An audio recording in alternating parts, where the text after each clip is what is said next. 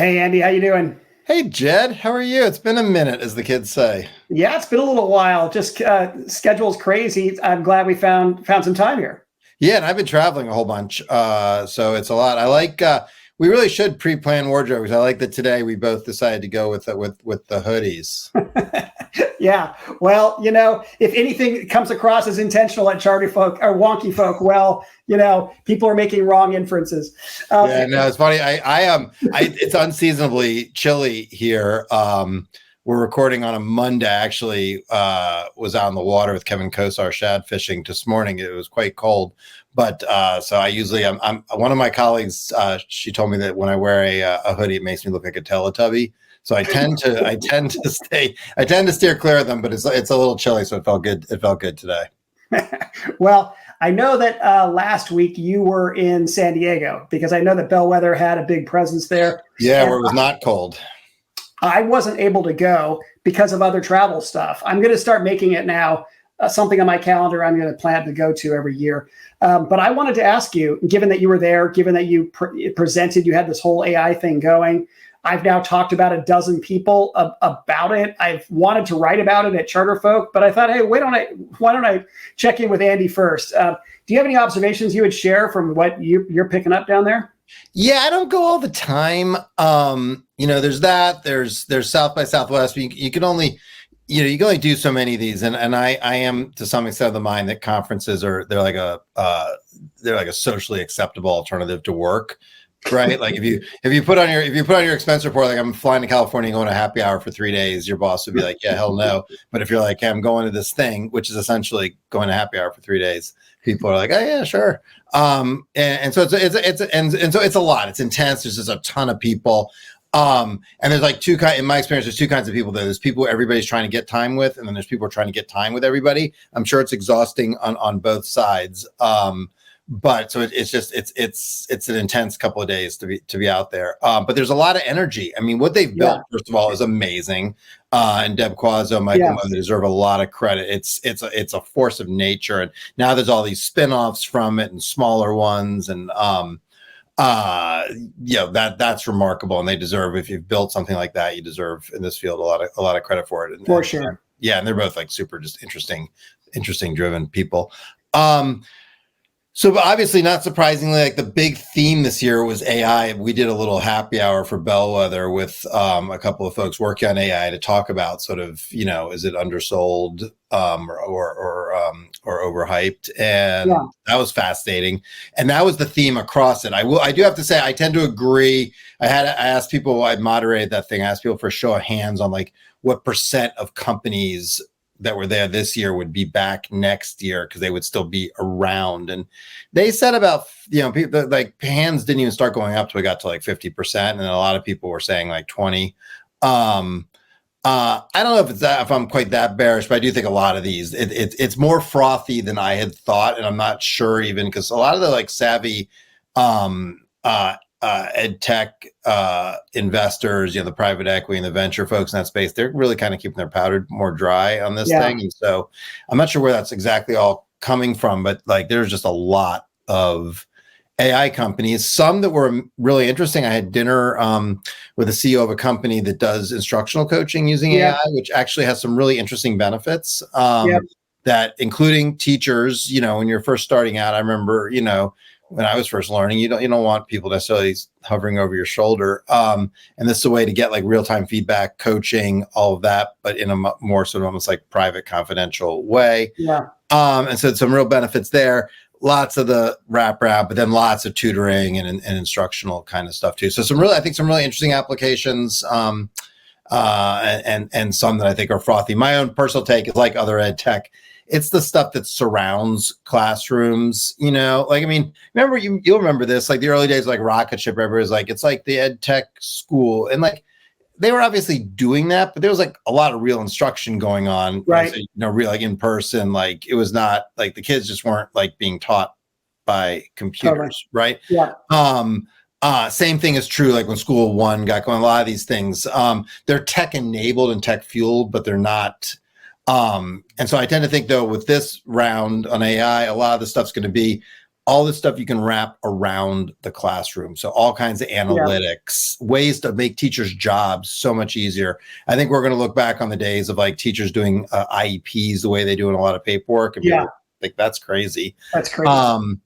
All of that. That's where I think that a lot of the action is that could actually be transformative. Transportation, obviously, lots of stuff around logistics, efficiency, which, no one wanted. I was struck. No one wanted, like, the big lie that continues is that this is going to have no impact on employment numbers. And I just don't see it. You've got these three trends. One is the immediate one, which is ESSER. And there was like a hiring binge. And that's going to be an issue. Then you got the demographic changes, just declining enrollment. And then third, like, you have to think this is going to have some kinds of impact on productivity. I don't think it's going to like eliminate teachers, like I was just saying. These schools are not, but it's going to have an impact on adult employment. But like, everybody's kind of pretending like that's not the case. And I'm curious when that sort of bubble will break and there'll be some sort of taboo breaker or permission structure for people to talk about that. Well, there have been three themes of conversations I've had with people that were there. Some were really focusing on just how real this AI thing is now. And it just seems like this is a fundamentally different technology. And there's a bunch of like envelopes that are being built around ChatGPT and some of the other engines. 90% of those envelopes are probably going to go away. But hey, there really is something profoundly exciting and new. There's the other group I would say is like, oh my gosh, the AI is just so overhyped, and it's far too early to know what its value is really going to be, or all that stuff. But the one that I would say is overarching across both of those is just this feeling people have going there, that it feels dynamic, it feels open, it feels moving, it feels creative. And it feels as though just culturally, it's just so at odds with a lot of ed reform and just education today, which is just so stuck in fixity. And so people are just wondering how the heck these two worlds are going to have any interaction whatsoever. Or is the reality going to be that AI is evolving in such a way that it's going to be so direct to parent, and it's going to be so inexpensive that perhaps the AI will never really fully integrate with our existing schools, as much as maybe earlier technologies. Any thoughts here?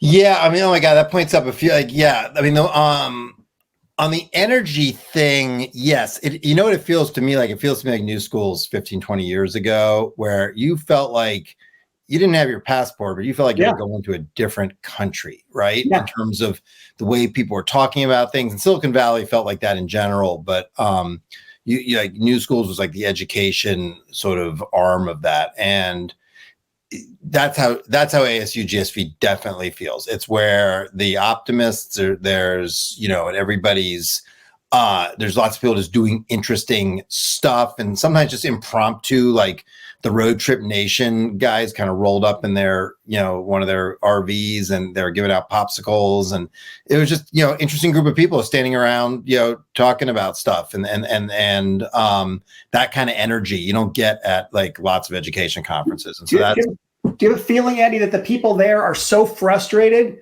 with the ossified public education system that they're really thinking about how they make their applications completely and utterly parallel to it? Just focus on private schools, just focus on ESAs, just focus in these other areas, because there's no progress to be made in this other area. I don't know if it's that. I think it's people want change. And I think you've got two pressures going on. You've got the desire for change, is that people are going to go wherever they can. And if they feel like that kind of change is going to be in a different sector, even like the community colleges say, or different parts of K-12, like what you're talking about, they're going to go there. And then you've obviously got, a lot of these are funded ventures. So you've got investment pressure, and there's pressure to, go where there's markets and so forth. One thing you said that was interesting, you talked about ChatGPT, which is obviously, a huge player, but there's like, one of the things that just during our event that struck me is like, a few years ago, people thought there would be like an AI that would be like a thing. Right. And now there's like multiple ones, right? And so there's and that is just, to me, like it illustrative that I just don't think we fully understand the velocity here and the potential. So I think people are going to go wherever they can. I do think you'll see some direct to consumer kinds of applications for sure. I think in a lot of ways like that, it's going to mirror some of the things we saw with ed tech. It's just this is different than older ed tech because of the generative nature. One thing though, like I hear you on the sort of overhyped like that, but the more interesting argument, this is what Ben Riley's was at our event was talking about, is just simply some of this is just at odds with what we know about learning science and what we know about how people learn, and how is that going to play out? And that did not slow down some ed tech applications that were fairly at odds with what we know about, learning science and so forth. Can you give an example? What are you talking about there? Just sort of how humans acquire information, how we use information, how we relate to each other as humans, like what effective instruction looks like. And it's easy to put him like in the overhyped bucket, but he's actually, and this is just another sort of, there's, lots of people criticize this stuff, Larry Cuban, like famously and so forth, but it's a little different. He has some of those concerns, but what he really is concerned about is how is this actually going to play out in terms of what we know about how people learn,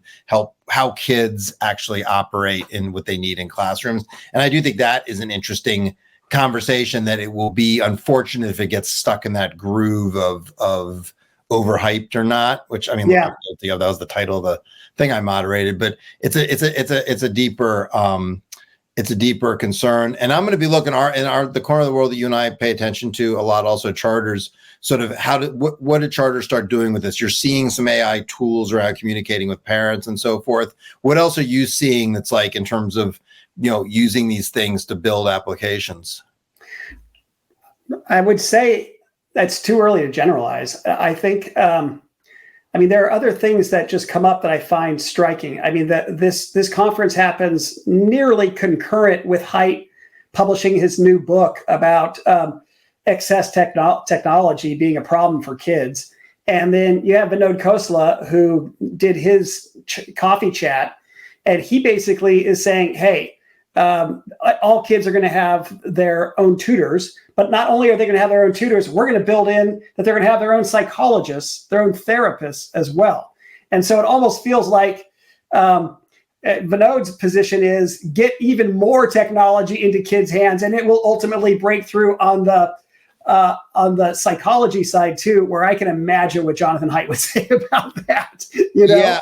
I have a real concern about that, actually. Yeah, I talked with someone recently. I had lunch with a woman recently, and she was telling me about this like AI boyfriend she has. And if you think about like real boyfriends, having been one, are a real pain in the ass, and really difficult and unmanageable, really. And like she was saying, like this one has sort of different settings, and you can set different things around boundaries and whatever. And so it's a very customized, nice experience. And it got me thinking, like, okay, you're going to have that obviously for kids, and you're already hearing about this. And so, like, when everyone's a kid, they have an imaginary friend, but then, like, you lose the imaginary friend because the imaginary friend fundamentally becomes boring and is not there and can't do things and respond to you. So to this a little bit, the Haidt's concerns, what makes me think about this is like, what happens when the imaginary friend is actually super engaging, easy to get along with, cool, always there, into whatever you're into and so forth. And you can see that for like kids, you can see that for adults. Replica is this place where people are going and getting these, imaginary partners, and like, which aren't imaginary because it's like an AI. So it's sure. What are going to be the compelling what do we present as compelling alternatives to get people to interact a lot with other humans, to go out and do things? And people can be like, oh, that's like, what's the big deal? Like except we're having that problem now. Right. Like we can't get kids, right. we can't get them off of screens now. And as engaging and intense the dopamine stuff with social media, this will all be like next level. Right. Yeah. And so what things are we going to have on offer to sort of compete with that? So I don't really know. I'm thinking about a dinner party I had just a couple weekends ago with some of my wife's work colleagues. They're all psychologists, and they are aware now of a number of different products using AI that are not necessarily for improving therapy, but they are for managing the practice. If you're a psychologist, one of the huge problems is doing your minutes, doing your notes. And as long as your client would be comfortable with the AI running, the psychologist is not going to have to spend 20 to 30 minutes doing notes after their hour-long session. That would just transform things, right? But are the clients going to be willing to allow technology in the room such that additional capacity is there? And then also the things that it will spit back to you as a therapist in terms of like, how much time did I spend speaking this time versus last time? What level of emotional resonance, was this person's voice, talking with at different moments, right? Yeah. It's really great stuff, but you've got client resistance. And so I can just imagine, the parent resistance that's going to be a part of this thing. But the other thing too is, I hope you're right, but do you think there will be? Because I've written this. I'll own up to this. Like parenting is like, in your parent, this. It's like a constant stream of like small failures that usually aren't super consequential, right? And then some big wins along the way. But like one that like I was not as good on this technology. It was hard to like constantly be like policing it, and it's so addictive. So like I hear you on parents. I'm just not sure. Maybe this next generation of parents is going to see what this has done to kids, will be more cautious, but it's friggin' hard. I think we are asking a lot of parents. There's a reason we regulate some substances, because we don't just ask parents to like keep their kids from alcohol, tobacco, stuff like that. We have policies to help with that. Yeah. Because it's hard, right? On the other hand, you are supposed to be a parent. I do know parents who have done like a much better job of it than I did. So it's certainly doable. Yeah. It's not impossible. And I would say that among psychologists right now, and it's instructive, as it relates to education, they're aware of all of these different AI tools that are there, but they don't trust anybody that's trying to peddle them. Yeah. And they don't know which one's better. And they don't have enough time to go in and really do the analysis themselves. So it's just easier, do nothing.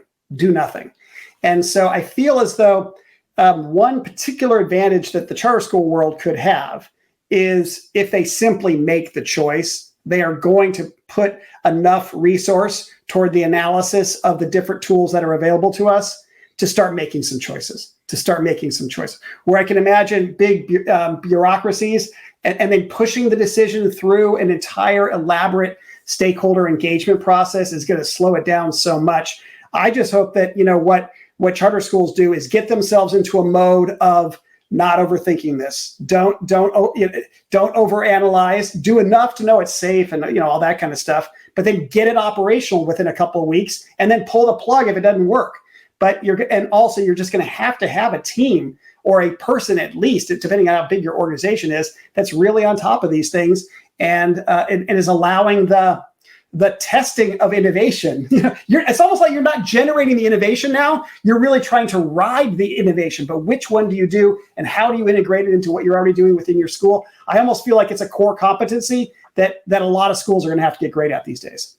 Yeah, no, definitely. And again, the velocity of it is just so fast. You need people to keep up. You can't expect people to do that without a lot of support and intentionality. I do think for charters, these communication devices with parents, the ability to offer sort of customized communication with parents, coaching for kids, obviously tutoring is a big piece too, is going to be like a really resonant thing and will help with engagement. You can see lots of stuff moving into the space there. Do you mind if I ask you about your Buck Up article? I feel like it's kind of related to this, and I can sure. But I mean, whatever. I like all of your EduWonk posts. I particularly liked that one, and I also sense that a lot of people had read it. I saw people texting or tweeting on it and that kind of stuff. So can you just first share with the audience what you wrote generally in case they haven't seen it yet, but then also just put a little color around what motivated your writing it, and what are you thinking now that you've done it? What, you published it like 3 weeks ago or something like that? Yeah, like 2 weeks ago. It was right before ASU. I put it out on Friday. I will say it obviously hit a nerve. an interesting thing I can tell is I can look at on the Substack. You get EdgeWonk either by coming to the website or a newsletter, which is through Substack, and you can always tell when you've hit a nerve when the Substack, the open rates on the email don't change much, but the viewership, is noticeably. And then I check the stats. I use Tiger Tech, and I check the stats, and it was like way out performing, like, and particularly over a weekend, which readership's usually a little bit down on the weekends because people read it, during the week. And so it definitely hit a nerve, and you could see that. Oh boy. Well, I've actually got a list. I have I have a spreadsheet where I sort of gather notes and gather string on things I'm thinking about writing, and it helps me hold myself accountable to get through some stuff and all that. And I'd wanted to write this one for a while because I just didn't get it. And the lead of it was a story that like kept rattling around in my head, which was just like sometimes like why there's sort of things that aren't true, and yet people keep saying them. And then there's things that aren't true and are counterproductive to say, and yet people keep saying them, and that's weird. So what motivated me was just like, I'm sick and tired of going to meetings, listening to reformers bellyache, and when they know it's not true. And like the more extreme examples of this are people saying just like ridiculous things like we've made no progress since before the Civil Rights Act, or we've made no progress since Jim Crow. Like, and and actually I haven't had a chance to read it yet, but I saw like a clip from a podcast with a African-American woman who was like furious about this because she was like, you should be saying thank you. Like the reason you're able to like go to these meetings and say all this stuff is because of what my generation did, and like an older lady, and she was really pissed. And like all that, like, is just, I've been like, what is going on here? And it's not true. And there's plenty of evidence. I didn't even get deeply into a lot of the evidence. I got into some of it, but like, we've got evidence on, the lowest performing kids, the ones that everybody said is the reason that they do this work. We're making real gains and so forth. And so I just got sick of it. And it was like, and we're seeing this era of sort of philanthropic contraction in the sector. And some of that is funders just getting sick of education. Some is they're deciding climate change or something else. And like when that's happening, it seems just completely insane to be running around saying nothing works and we haven't accomplished anything. And again, I don't think people actually believe it. I think it's, I want to push you on wearing this hair shirt, but it's bullshit. And because these are not stupid people. These are in many cases, these people went to the finest colleges in the world. They don't believe this stuff. But they're saying it because they're getting rewarded for it. It's like this performative thing you're supposed to say. And I was just like, enough. Like, why are we doing this? It's so well, I guess you're more optimistic than me. I mean, you're saying that people are being duplicitous in the presentation. I think that most of us are clueless. We actually have bought into this idea that we haven't made this kind of fundamental progress. I mean, if we still believed it, then I think we would see more people moving forward with moxie as they maybe, just try to say the right thing in different times. But what I really believe is that the lack of confidence that we've actually made significant progress is leading to a dispiritedness that is taking spring out of our step. And it's the lack of spring and step I worry about more than anything else. Yeah, well, you say that's a good push. That's fair. It may be in some cases people just haven't really dialed into it. And by the way, I want to make clear in the piece isn't like, hey, everything's gone great. And if we just went back to like 2004, 1996 education reform, things would be great. That's not the point of it at all. There's been plenty of mistakes, plenty of hard-won lessons. Tim Daly's been doing a really good set of deep dives on sort of some of those lessons. It's just that like, it is not like woe is us. There hasn't been any progress. There's been sort of slow, steady progress that if you look at sort of, broad social policy changes in the United States is not like wildly out of line with that. And there's been some noteworthy things, including charters that we've got.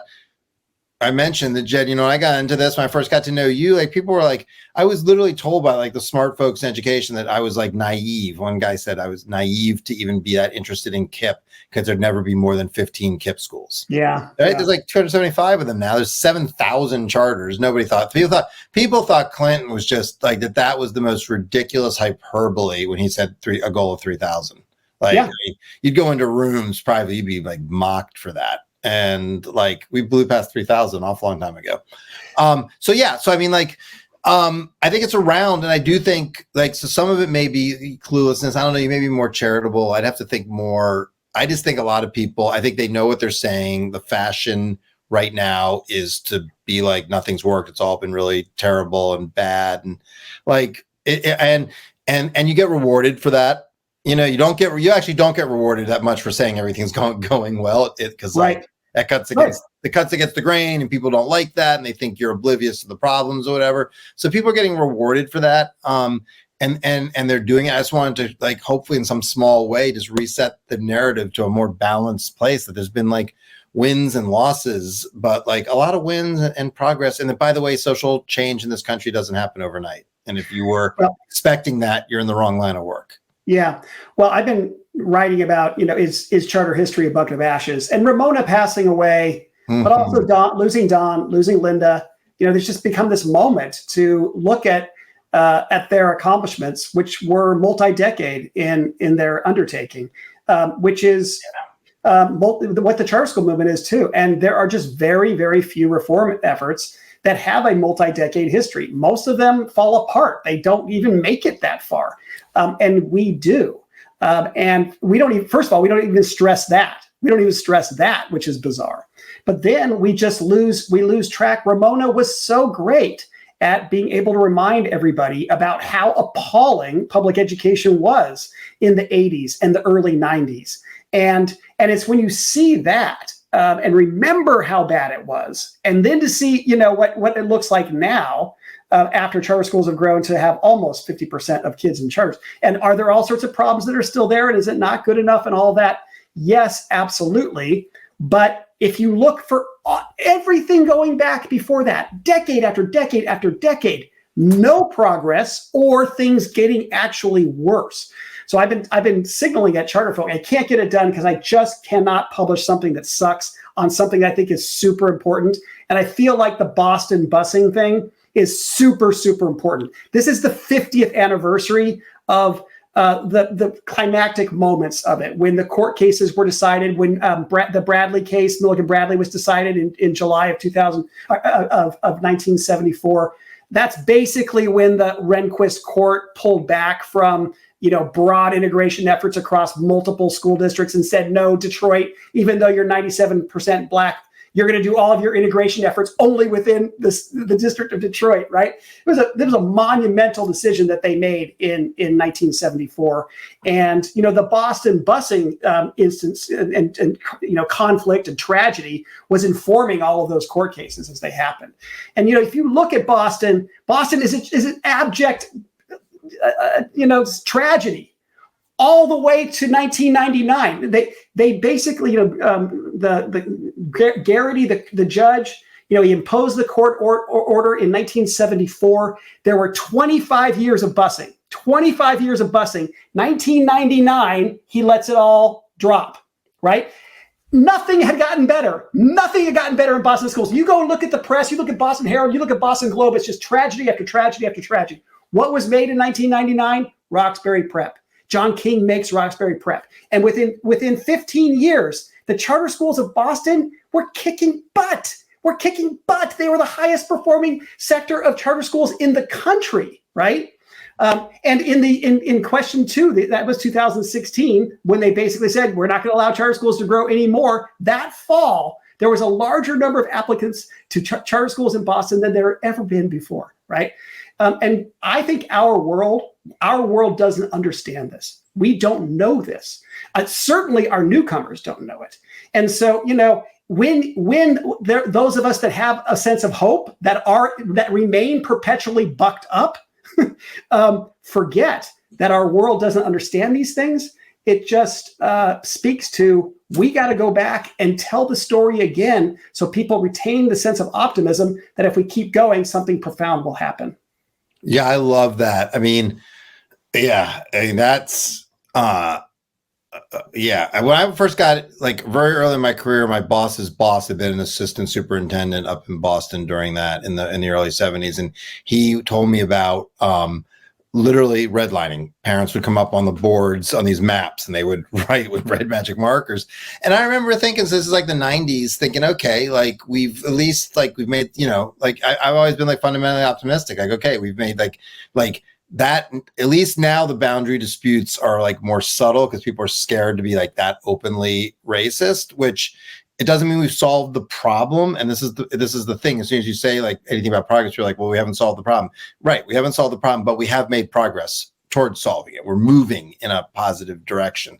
And you just have to keep applying that sort of sustained pressure, which is why, and you talk about, you know, which is why like when the my like that article, like that was basically my point. Like we've got to keep applying pressure. You can't you can't let up. That's how change happens, and it's too easy to. I'd add to your list of people. I totally agree with your history point. I'd also add like Linda Brown passing recently, another person who just did like Totally. and the thing that like Linda, Don, Ramona, like, you know, I wrote a piece about Don that also I think people are a little hungry. There's an appetite for this. The piece about Don performed really well too, and I think it was basically just about like Don was not fearless, like or I guess reckless would be better. He knew the risks. He wasn't like but he did it anyway. He was courageous. He had courage. Yeah. He was brave, is what he. I remember when I first met Don in the 90s. I was like, this guy's brave. He's walking away from a very comfortable career path, all of that to do this other thing, you know, with launching charters. And I think to your point on telling stories, I think also because you need people who are willing to be brave, right? Yeah.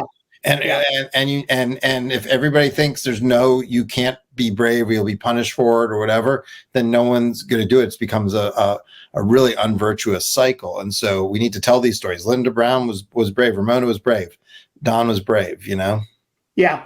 And I put a lot of this on the leadership. You know, I don't know if it's leadership within schools. I really put it on the leadership coming from advocacy. I think those people have got to be crisp on it. And I will say I was a bonehead, you know, during my 10 years at CCSA. I wasn't crisp enough on this, or I didn't get crisp enough until probably the last 2.5 years. And then I was getting a little bit better. But I don't think we understand when we don't have charter school advocates that can tell these stories this quickly. I mean, look at Kansas City. I mean, Kansas City is every bit as bad as Boston. Freaking horrible. And the amount of money that they spent in Kansas City, I'm sure you know that history. There's nothing that's ever been done in terms of volume of dollars per kid. And it achieved nothing. Nothing. Yep. But now, since then, charter schools have come along and we've grown to 50%. And if you look at, you know, the Credo studies for the Kansas City charter schools, they're nailing it, but we won't even say it. Right. And another thing that just drives me crazy is we have nothing about what the next chapter is. Okay, we're at 50%. Woohoo! That's great. We've got an awesome story to tell. But what is the next chapter, people? Let's go. And when we can't either tell the history effectively going forward, backwards, or saying how continued work is going to get us to something that will long endure, that's where we find people needing to be bucked up. And, you know, I put a lot of that on the advocacy leadership.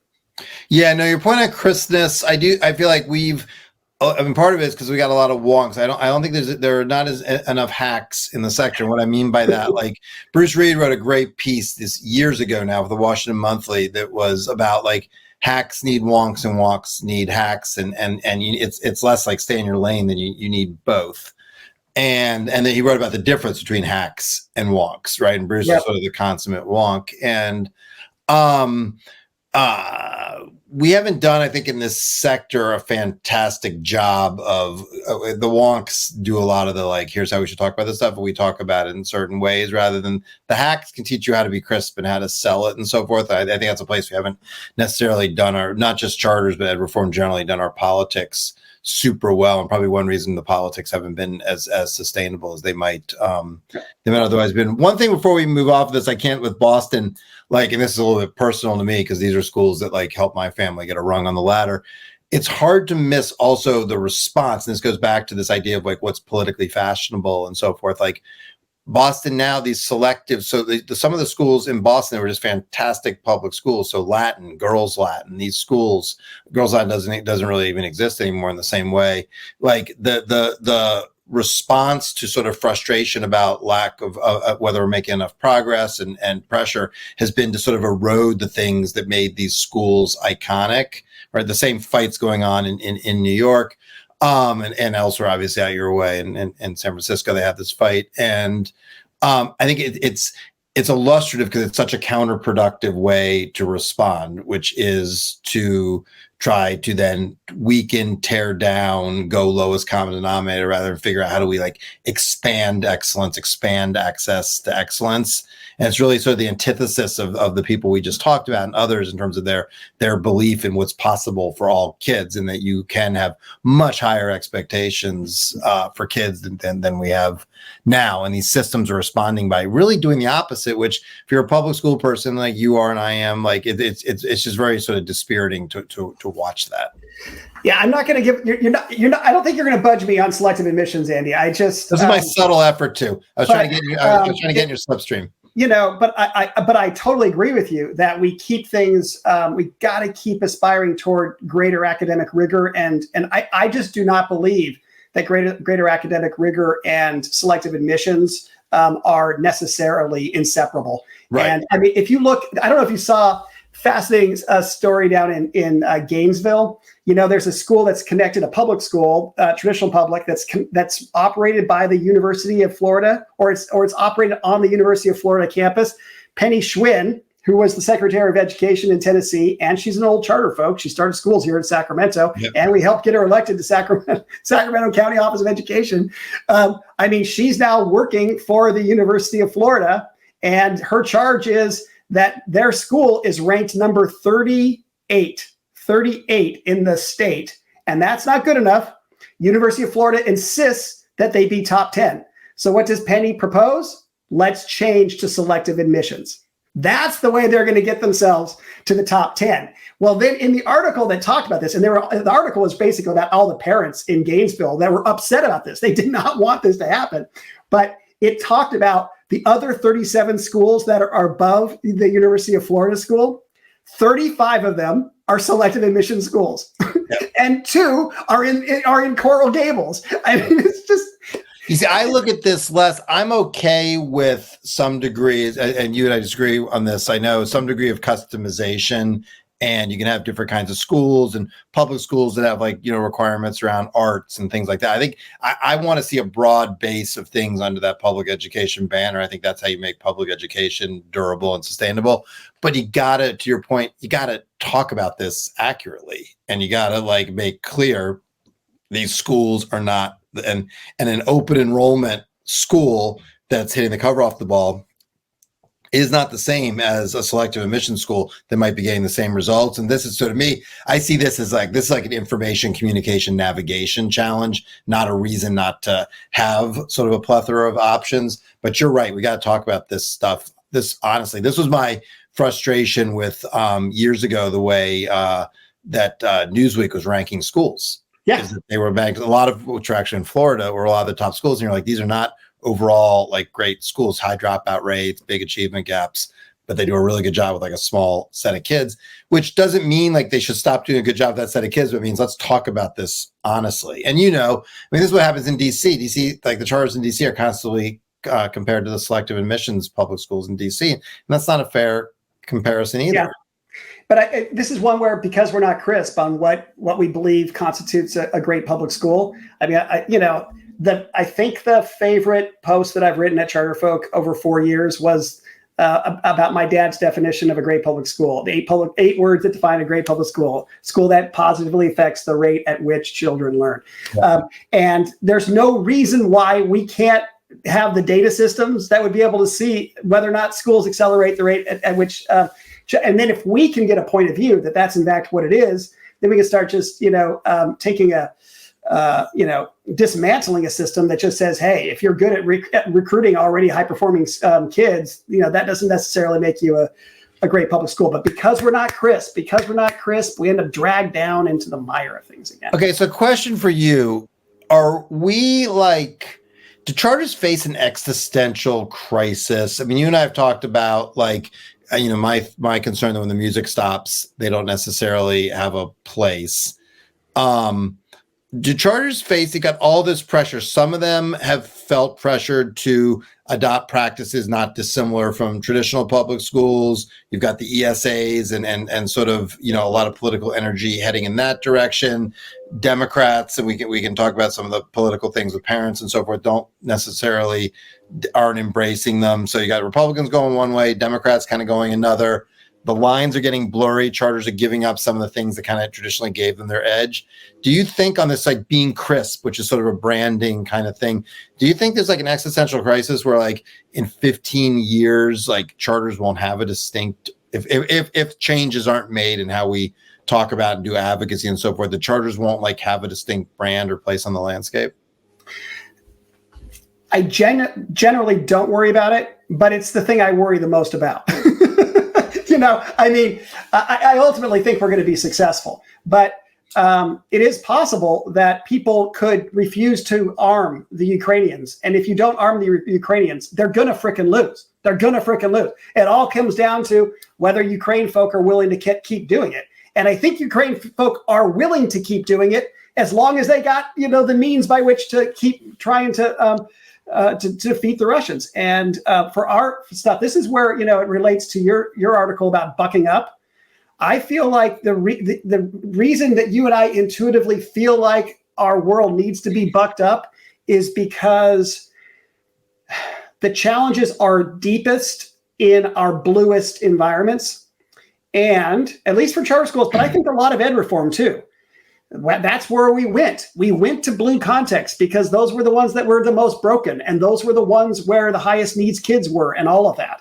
And it's the place where it's just so, it's so dysfunctional right now. And so given that the vast majority of people who are in ed reform, the vast majority of them are Dems themselves, but also they're stuck in these democratic contexts that are just dysfunctional. Their opinions then frame the national chatter within the ed world. And a part of this is that not Republicans, our funders are saying, forget the blue context. Do not beat your head against walls. Go to places where you can make progress. And so the blue, our CMOs and charter school operators in urban contexts feel abandoned. They feel abandoned. And I don't think that's wise. I don't think it's wise because ultimately I think things are going to implode in those blue contexts and things are going to open up again. And we want those people ready to pounce as soon as things do open. And look at Philadelphia just this last week. It looks like the school board's going to change there, right? But the other part of it too is these people really matter to us. They really matter to us. They have to feel like they're being supported. They have to feel like they're being honored. And they will rub off on all sorts of other people too. So my sense, Andy, is as long as charter folk have spring and step, as long as we keep going forward with moxie, I don't have any worry about things. I mean, I think we can keep up in Florida. I think we can keep up in Arizona. I think we can keep up in Arkansas. And we're the only thing going in blue contexts. But the question is, are we going to keep going? Are we going to keep applying for charters? Are we going to keep pushing, for the reforms that we need at school district levels and that kind of stuff? And without that feeling of wind at the blues' backs, that does make me worry. All right, well, riddle me this then. Okay, so if this is counterintuitive, and I've talked about people have trouble getting their heads around it. One of Biden's biggest problems right now is erosion of support among Black and Hispanic voters. And there was a new poll, a YouGov poll, was written up in The Economist recently. We can put the article in the show notes and access the poll. And basically, it showed one of the things that's highly predictive of being a Biden to Trump voter. So you voted for Biden in 2020 and say you're going to vote for Trump. And that's a big deal because the election's so tight that voters who switch are especially valuable rather than just like low propensity and other kinds of voters, just because Trump has a ceiling. Both candidates, are struggling in their own way, and Trump has a ceiling. Right. So those voters really matter. So was Black and Hispanic parents, people with kids. And those people said some of that was economic anxiety for sure, like, inflation. Yeah. These people, they did not list education as their top concern. They listed economic things, but they are parents with kids, and that stood out in the crosstabs. And there's only a fraction of them moving from Trump to Biden. So like, I think 3%, something like that. We can check that, but like 10, 11% moving the other way. And it seems strange. So that's happening at the same time the Biden administration's cutting support for the federal charter school program, which is at once, they'll go through the hill and everything, but it's like symbolically, you don't have to do that.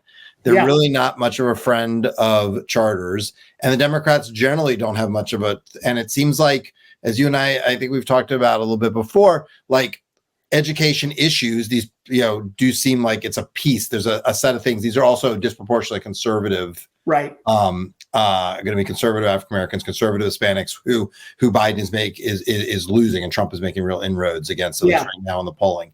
So riddle me, like, why is it such a struggle to get Democrats to put forward some kind of agenda here that's not repellent? Well, let me first underscore your point with some additional data from Texas, because I think that what Starlee, and it was fun for us to be there at Charter School Growth Fund, and there she was in the audience, and I don't know, I was fawning over her left and right. I mean, what is going on? We can learn so much from the advocacy that the Texas Charter School Association is doing right now. And one of the things that she's, when you're Texas, it's just a huge state. You could waste all of your money, on who knows what political activity. And Starlee's just been like, look, let's focus on charter school parents. And we think we can turn more of them out, and we think we can flip more of them, to charter support than if we tried to spend the same dollar on just any old voter.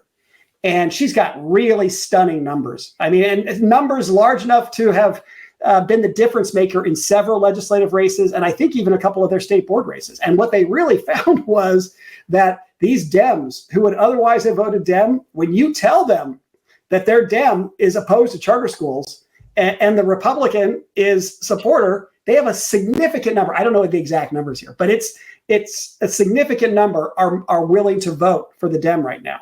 So that just speaks to the level of danger that I think Dems have to stay in that space. And I wish I could say they were getting the message, but you saw those posts that I wrote about the hearings in Washington on charter schools, where it was a very clear strategy, right? The Republicans just wanted those Dems on that committee. And I got to be more precise in my language, because when I say all the Dems in Congress, it's wrong. No, it's the subset of Dems within Congress that get appointed to those committees, which is a function of, the unions telling the leadership who to put on those committees. But the voters don't know that. And all they do is they see that message come out. And I mean, I don't know if you read the post that I wrote, that some of the most ridiculous things that they said. Totally. And look, that ramps up or down depending on, like, it's hard to miss. Like, the Democrats with Clinton and with Obama were like good on this stuff. It tamped down some of the craziness, and like that presidential bully pulpit, you get sort of you get some cover. You can shape the narrative. You get some people who will just be quiet because they don't want to get in your way. They want to be good. They want to be good foot soldiers for the party. All those things kind of add up, and so it's just inexplicable to me right now that the Dems aren't even making nominal moves to try to use education to head this off, especially because, like, the other guy, is not Mitt Romney, or George Bush or whatever. It's Donald Trump, who I think, like, most people agree is like a real problem. Again, we're in election season, and the people who hate charters are the teachers unions and white progressives, and they're not the votes Biden has to worry about. Like, the votes he has to worry about are the votes in the middle and the votes that he's eroding. And so it's just, again, like, whatever the explanation, it's just political. In an election year, you should be doing everything you can to address whatever your political deficiencies are. And so, yeah, I just don't, I don't get it. And again, this election, actually, you know, everyone always says every election is the most important election of your lifetime. Bullshit, but this one's actually kind of important, you know, considering the backdrop. And so, yeah, I don't know. I don't, it's, I hear you. I hear the frustration, and it is inexplicable. Well, listen, I know we're near time here. I'm realizing that I'd like to just go back and feather in one additional piece on this prior conversation about the blues and keeping ed reformers and charters spring in our step. I know that many of our pros, our advocacy pros, our comms pros tell us not to say anything negative about traditional public schools. And I think that is ultimately a box that contributes to a lot of the problems that you and I have been talking about here. Why do we need to be bucked up? Well, I mean, if there's not any real big problem, why are we going to run into anything anyway, right? And if there's not really been any big problem, well, then what's been the magnitude of the charter school's accomplishment? And if there's not any real continued problem, why do we even bother going on? And I just feel like this is one of the most, I understand that ridiculous toxicity. And you brought that up when we were in Arizona. There are some people that want to fight just for the sake of fighting. And that is totally, and they fight for unfair reasons, right? But if we are crisp, I come back to this word again and again, right? About what is fair game, and what is something that we can do. And I'm just starting to feel too like we need different policy proposals, ones that I've never talked about before too. I'm pushing myself to get new stuff. We need something that rewards those schools that are getting us where we want to go. And I think there have been a few places. Ohio tries to give like a funding increment to the charters that get good test scores. But good test scores is not even what we're talking about now. What we want are schools that parents really want. That low-income kids would be willing to get on a bus or drive, across a district line to attend the suburban school. We want the suburban school to take them. What do we do? Right now, what we do is we tend to penalize that which is successful. That which is successful has money sucked away from it generally to go into these really small, unsustainable schools. And more money ends up going to the schools that people don't want than the ones we do. And I just feel like it's incumbent upon us to come up with new ways to reward that which we want to see in the future. And our advocacy is just not imaginative along these lines. Yeah, no, I generally agree. Yeah, I mean, what do you do helping parents move across these lines? How do you reward? I think there's a lot of things we could do there if we were more creative in policy than we have been. Again, you're not gonna see that out of the current administration, but there's all kinds of things you could see about helping good ideas travel, helping rewarding success, giving resources to expand. I mean, that's what we used to do more of, that kind of energy. I do think, the kind of person, you can find them on Twitter who, like, if they're a choice person, every time something happens in the public schools, they're like, they're tweeting it around. And likewise, if they're they consider themselves a public school person or a charter critic anytime something happens in a charter school. And these are, in fact, things that happen in both sectors. You get, like, there's incidents of fraud or graft or whatever, right? Or adults do inappropriate things, whatever it is. Those people are obnoxious. And, like, I feel like the thing we should talk honestly about with both sectors is what's the macro performance picture. Like, I think there's places charters are still falling short, and we should talk about that. There's places the traditional public schools are falling short. And then there's issues like you told the story of Boston earlier. And I feel like on both, one thing you find on both sides is, I wrote an article years ago called, like, achievement realists versus public relationists. And on both sides, you find these people who, like, they think the path that this is basically a public relations problem and a public relations war to fight out. And then you've got the people, and I'm in this camp, who are like the achievement realists, who are like, people are going to figure it out sooner or later anyway. And so you might as well just be straightforward about the data, talk about things honestly, drive towards improvement and so forth. And that's why I'm an accountability guy, and I want good reporting. I want good data on all schools. And I feel like that's the divide, and we have too many people on both sides. We're still in this public relationist kind of posture where it's a PR war to be won one way or the other, or lost one way or the other, rather than like, these are just like substantive problems to solve. And again, going back to the article, which we have done a decent job solving some of them, there's a lot of lessons and learning there, but it's getting obscured by all this other stuff. Well, we've probably gone long enough, and if you have a link to that one, send it, and we'll get it in the notes. That sounds like a really interesting one. And hey, it's great to have caught up. It's great to see you as well. I hope again soon. We've got some exciting guests. It's gonna be fun. So we will. I've been traveling a lot as well, and so we will get back in a more regular cadence soon. Looking forward to it. Hey, great to see you, Jed. Bye-bye. Take care, Eddie. Okay, bye-bye.